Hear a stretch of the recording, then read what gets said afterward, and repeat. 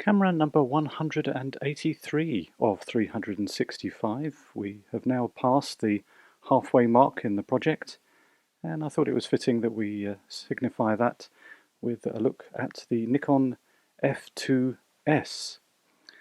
The reason it's called an F2S is because of the photomic head that's put on it, but a little bit more about that later. So the F2S is a manual camera, very heavy metal, as was its predecessor, the F1, upon which it's based.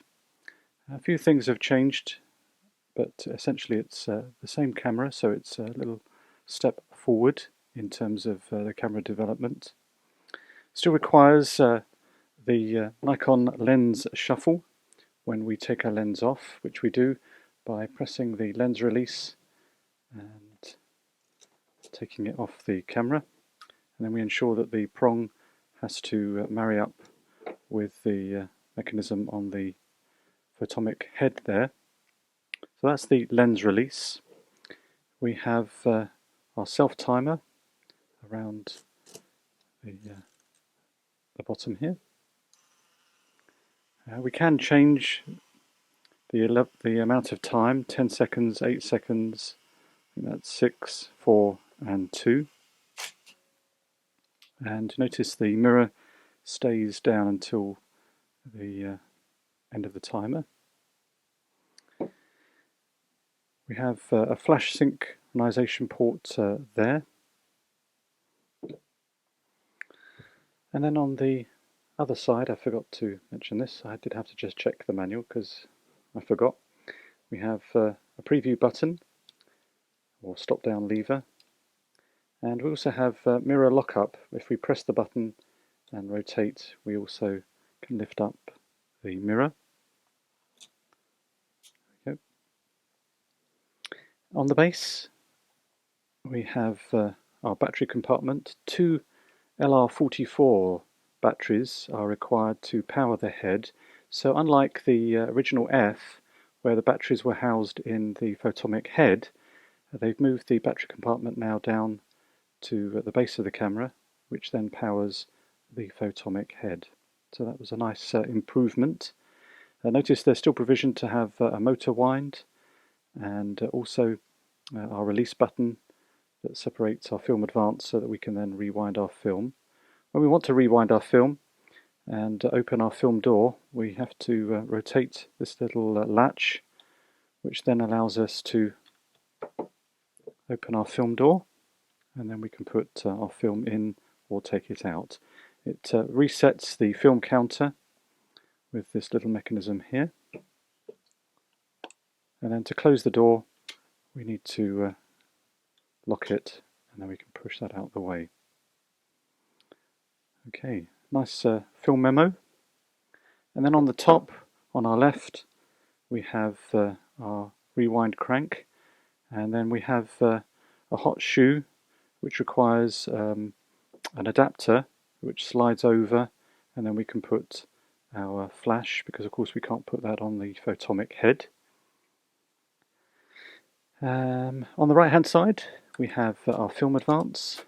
We have a very fashionable dent, which no doubt there's a story there, and our film counter, and then our shutter actuation. No overview of an F2 would be complete without a shutter sound.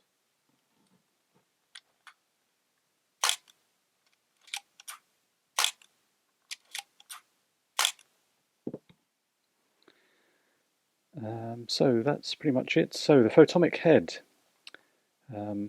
is what makes it an F2S, and the way we take it off is by pressing this little button here, and then we have to press this button, and that releases the claw in the front, and then that, hopefully, if I press it correctly, will allow me to take it off.